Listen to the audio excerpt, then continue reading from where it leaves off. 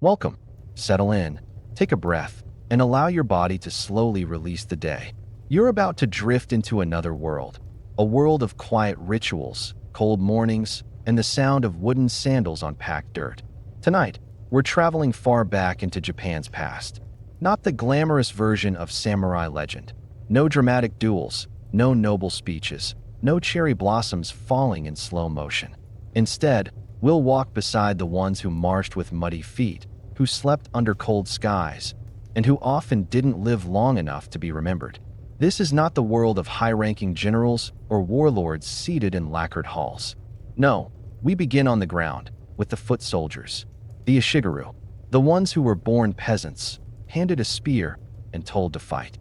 From there, we'll climb higher through the layers of feudal Japan, into the ambition and betrayal that shaped the rise and fall of Oda Nobunaga. Then, through the silent resistance of Japan's hidden Christians, those who kept a forbidden faith alive in shadows. Finally, we'll end inside the walls of a daimyo's estate, where order, beauty, and brutality coexisted in perfect formality. But all of that comes later. For now, let your breathing slow, and imagine yourself, quietly, at the edge of a battlefield in 16th century Japan. Imagine yourself waking before dawn. The cold is the first thing you notice, not a sharp cold, but a damp one. It sits in your clothes and nestles behind your eyes. You sleep on a simple mat, if you're lucky, on the ground if you're not. Around you, the faint sound of movement, rustling cloth, quiet coughing, the hushed scuff of sandals against dry grass. You are in a shigaru, a foot soldier, not a trained warrior, not a noble, just a man with a spear, a conical hat, and orders to follow. There's no fire this morning. Smoke draws attention, and attention can bring arrows. You chew a piece of rice ball saved from the day before. It's hard, cold, but it dulls the edge of your hunger.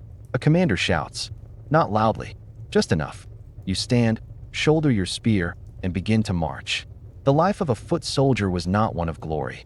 It was one of walking, endless walking, through mud, over hills, across rivers, sometimes barefoot if your sandals wore through, which they did. A shigaru were often peasants conscripted into service by local lords, drafted to fight in feuds they barely understood. You might walk for hours, or days, and when you arrived, at a castle, at a hill, at a village, you waited. Waiting was its own kind of warfare. You learned patience, or you didn't, and you were beaten for complaining. If the army had supplies, you ate millet or barley. If it didn't, you foraged. Boiled grass, stolen food, rotten pickles. Hunger gnawed quietly, like a rat in the corner of your mind. Constant, but never dramatic enough to stop you. You weren't dressed like the samurai of painted screens. Your armor, if issued, was made of strips of iron or hardened leather, bound together with cords that soaked up the rain and stayed damp for days. It was heavy, not devastatingly so, but enough to slow your steps, enough to make your back ache at night. You carried a yari, a spear. Simple, functional, sometimes just a sharpened metal point on a bamboo shaft. You weren't trained in swordplay like the elite. Your job was to hold the line, push forward, hold again. Spears were tools of survival, not elegance. Some Ishigaru carried bows. A few, in later years, carried matchlock guns, tanegashima. But those were unreliable in the rain and slow to reload. Most still relied on the old ways, the spear, the line, the will to keep moving. When battle came, it didn't announce itself with trumpets. It came in a haze, a sudden scream, the roar of men, the thump of running feet. Sometimes it began while you were still half asleep, crouched behind wooden shields, staring into the fog. You didn't know the names of the men charging you, and they didn't know yours. What mattered was staying upright, pushing, holding. Most battles were not elegant duels. They were surging chaos, shoving, screaming, stabbing. And when they ended suddenly, like a storm that passed. Then came the silence, the stillness afterward, the smell of earth, blood, and smoke. You avoided looking at the fallen too long. You had to keep moving. Desertion was not tolerated. Running from battle could mean execution, not by the enemy, but by your own side. Lords needed order, and Ishigaru were often considered expendable. You followed orders not because you believed in the cause, but because punishment was swift, public, and humiliating. Beatings were common. Shame, a constant threat. Public execution, a clear message to others. There was no room for individuality. You marched. You waited. You fought. You obeyed. You endured. If you survived. If you returned not to riches or glory, but to your field. Or your hut. Maybe your village was gone. Maybe your land was burned. You were given a handful of coin, sometimes. A rice ration. A nod. But you had seen too much. Heard too much. Slept in too many strange fields. Your body carried quiet injuries. Your dreams, too. There were no parades for a Shigeru. No shrines. Just memory. Or, more often, forgetfulness. Most were never named in the scrolls. The life of a foot soldier was one of constant silence. Silence in the march. Silence in the waiting. Silence in the loss. And yet, they formed the spine of feudal Japan's warfare. Without them, no banners would fly. No castles would fall. No victories would be claimed. Their anonymity was their burden and their legacy. So now, as you lie still, drifting into sleep, imagine that quiet march. The shuffle of sandals. The creak of leather. The breathing of men who bore the weight of battles they did not choose. And as the mist settles on their forgotten footsteps, we gently turn toward a different path. A different man. A name remembered. Let us leave behind the silent ranks of foot soldiers now and move our gaze toward one of the most turbulent, ambitious, and transformative figures in Japanese history. Oda Nobunaga, a name spoken with reverence and fear. A man who rose not from legend, but from blood and fire. And yet, even he could not escape the quiet betrayal that awaited him at the end. But we begin much earlier. Before the flames. Before the betrayal. Before he changed the map of Japan. In the mid-1500s, Japan was not a single, unified land. It was fractured. Dozens, sometimes hundreds, of lords ruled over their domains with armies, taxes, and ambition. This period was known as the Sengoku Jidai, the Warring States era. It had lasted over a century. Castles dotted the mountains. Rival clans fought over rivers and rice fields. And common people, like our Shigeru from earlier, were dragged into the storm whether they wished it or not. Power was everything, and it changed hands quickly. Into this chaos, in 1534, Oda Nobunaga was born. Imagine a boy, thin, wild, and unpredictable. That was how Nobunaga was remembered in his youth. He grew up in Owari province, a fertile but contested region.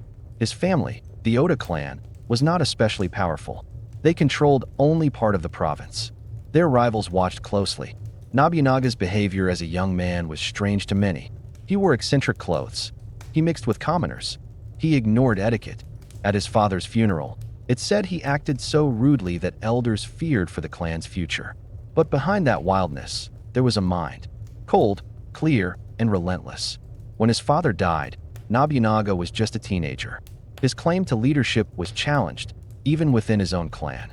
But within a few years, through force and cunning, he crushed his rivals and secured control of Owari. The game had begun. Nobunaga's style of warfare was not traditional. While other lords followed old customs, he embraced new tactics. He used firearms early, matchlock guns brought from the Portuguese.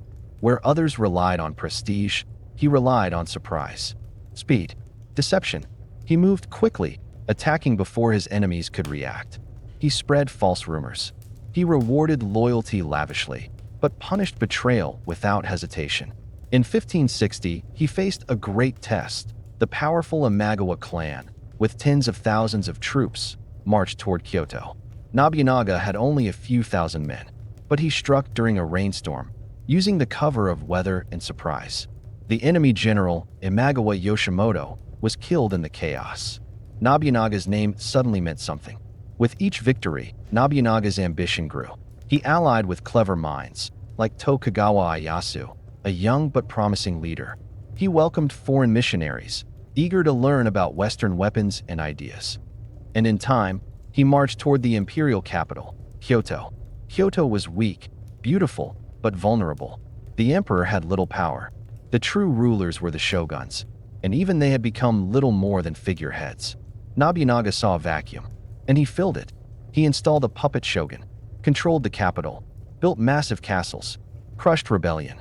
Slowly, brutally, he began to stitch Japan together again, not with diplomacy, but with fire and steel. But not all enemies wore armor. Some wore robes. The Buddhist warrior monks of Mount Hai held great influence. Their mountain temple overlooked Kyoto. They had wealth, soldiers, and sacred prestige, and they opposed Nobunaga. So in 1571, he surrounded the mountain and ordered it destroyed. The temples were burned, the monks killed. Even the children, it said, were not spared. The smoke from Mount High darkened the sky. It was an act that shocked even his allies. But to Nobunaga, it was necessary. Power could not be shared, not with swords and not with sutras. As his power grew, Nobunaga built a new kind of castle, a zuchi. Unlike older fortresses, it was not hidden in the mountains. It was built to be seen, a symbol of dominance, but also of culture. Painted walls, towering gates, a golden fish glinting atop its highest roof. A zuchi was more than a military base. It was a message that Japan was changing, that order was returning, that the future would belong to those who shaped it, not those who preserved the past. But even as he neared control of the entire nation, Nobunaga made enemies. Some were old rivals, others once friends. One, in particular, was close. In 1582, Nobunaga stopped to rest in Kyoto, at a temple called Honnoji. It was peaceful. He was accompanied by only a small guard. His armies were spread across the country, finishing the last campaigns of unification. And then, the silence was broken. A general under Nobunaga, Akechi Mitsuhide, turned against him. No warning, no argument, just steel and fire. Mitsuhide's men surrounded the temple. Nobunaga's guards were overwhelmed. The temple was set ablaze, and inside, knowing capture was impossible to escape, Nobunaga took his own life. No final speech, no farewell, just flames. Nobunaga's death sent shockwaves through Japan, but his dream did not die with him. His general, Toyotomi Hideyoshi, avenged him, and another, Tokugawa Ieyasu, would eventually finish what Nobunaga began, unifying Japan under one rule. Still, the man himself became something more than a warlord. He became legend, a symbol of ambition, a storm in human form. But like all storms, he passed. Now breathe. The fires of Honnoji fade into embers. The march of armies grows quiet again, and as we step into the shadows left behind, our path now turns towards something quieter, more hidden. A faith whispered in secret, a candle flickering behind a closed door. Now, we drift into quieter spaces. The chaos of war has subsided. The clamor of soldiers, the barked commands, the clash of metal, those have all faded. Japan has entered a new era, the Edo period.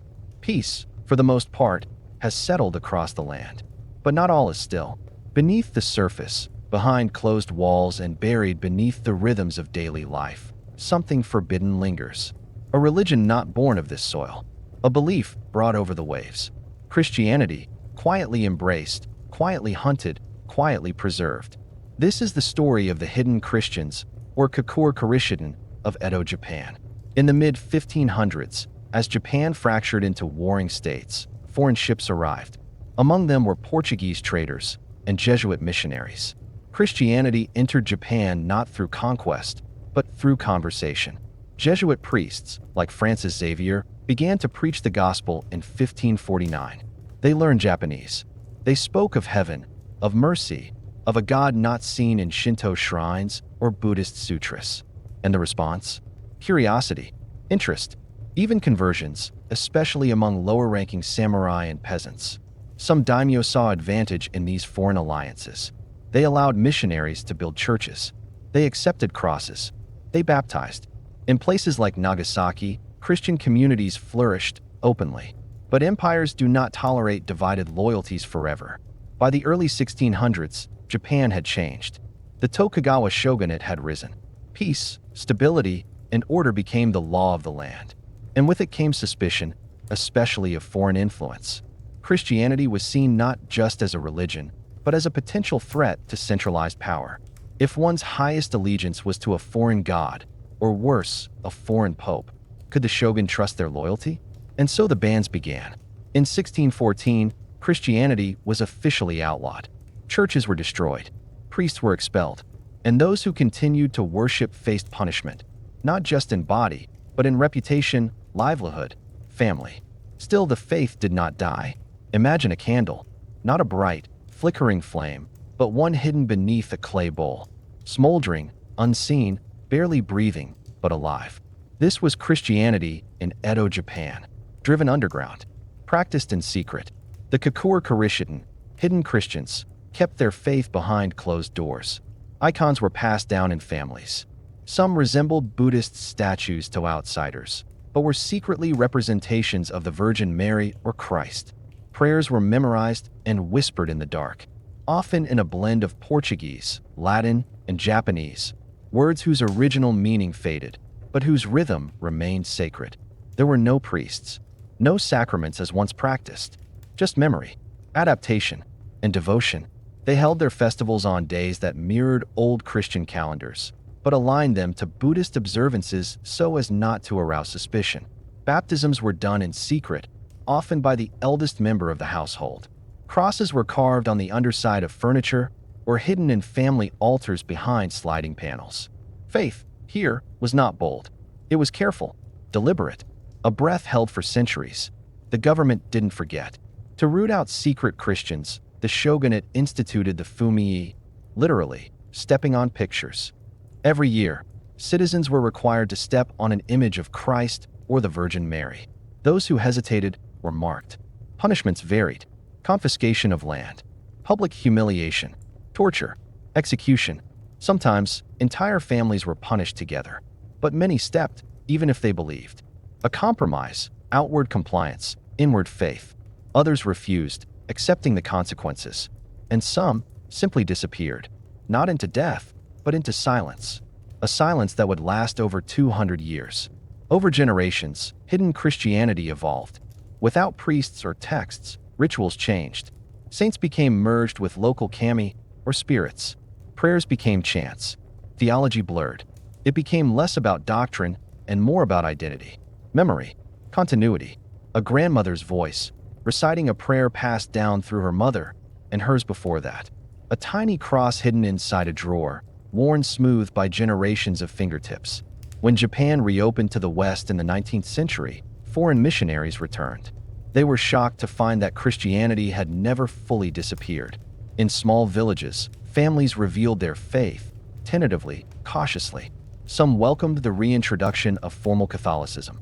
Others rejected it, choosing to remain as they were, practitioners of a faith that had become uniquely Japanese. To this day, descendants of the Kakure Kurishiten exist. Some still whisper the old prayers. Others preserve relics and memories without full belief. But the story remains. A story of silence, of survival, of how faith can flicker low, but not go out.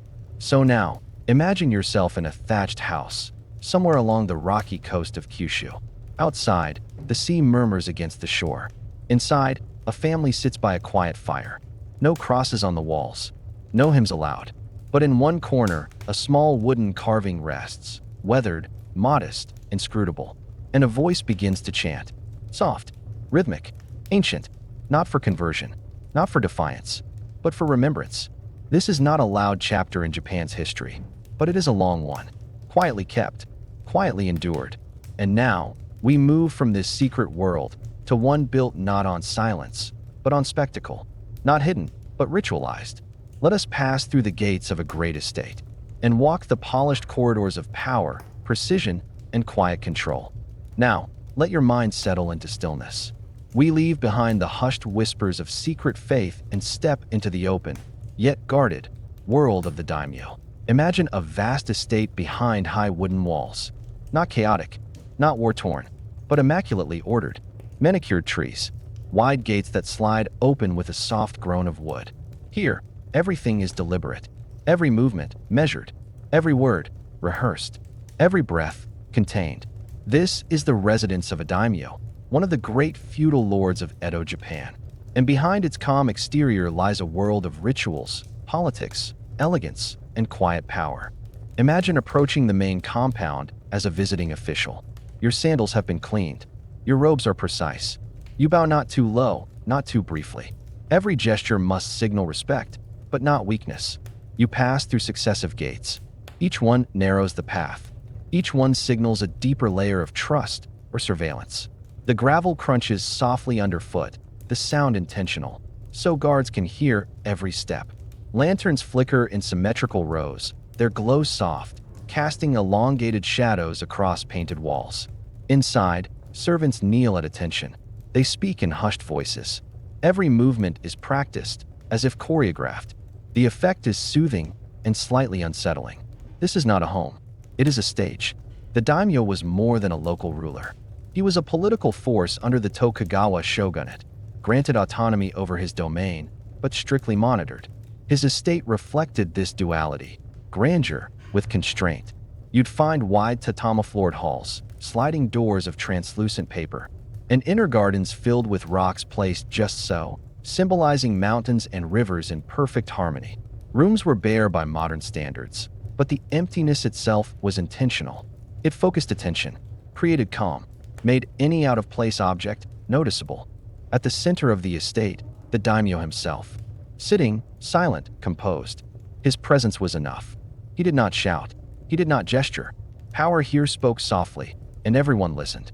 Deeper within the estate, beyond screens and courtyards, lay the women's quarters. The oku. Here, the daimyo's wife, concubines, and female attendants lived in a separate, enclosed world, one of elegance and strict hierarchy. Their days were filled with rituals, preparing incense, practicing calligraphy, reciting poetry. But this was not idleness. It was cultivation, refinement, a performance of dignity. Young girls trained from childhood to serve here were taught to walk a certain way, bow a certain depth, pour tea at a precise angle. Mistakes were not punished loudly, but remembered. Even laughter was subdued, a breathier kind of mirth, one that vanished as quickly as it came. Among the many rituals of the estate, the tea ceremony stood apart. Not simply drinking tea, but a performance, a philosophy, a slow descent into calm. The room was small, humble, intentionally so. You entered crouching, symbolizing humility. The tools were arranged in silence. A bamboo ladle, a clay bowl, a silk cloth folded in perfect lines. The host moved deliberately. Every gesture served meaning. Water was poured, whisked, offered. You bowed, took the cup, rotated it, once, twice, to avoid drinking from the front. Then sipped. The taste was bitter, earthy. The silence was long. In that moment, all rank disappeared. Just breath, heat, clay, and green. Life inside the estate followed a strict schedule. Meals were prepared to match the season. Reports were delivered precisely at set hours. Even leisure was scheduled. Behind the calm, however, was tension. Servants could be punished for minor infractions. Suspicion lingered, especially among rival retainers. One wrong word, overheard, could shift one's standing or end it. And while the estate was peaceful, the threat of violence was never far. Guards were stationed discreetly, swords hidden in decorative elements. Everyone smiled, everyone listened, and everyone remembered. Under the Tokugawa system, daimyo were required to spend every other year in the shogun's capital, Edo. It was a system of control called senkin-kotai, hostage by rotation. The journey itself was a grand procession. Hundreds of retainers, banners fluttering, luggage trains extending for miles. Roads were cleared. Villages stopped to watch. Tea was theater, a reminder of wealth and loyalty.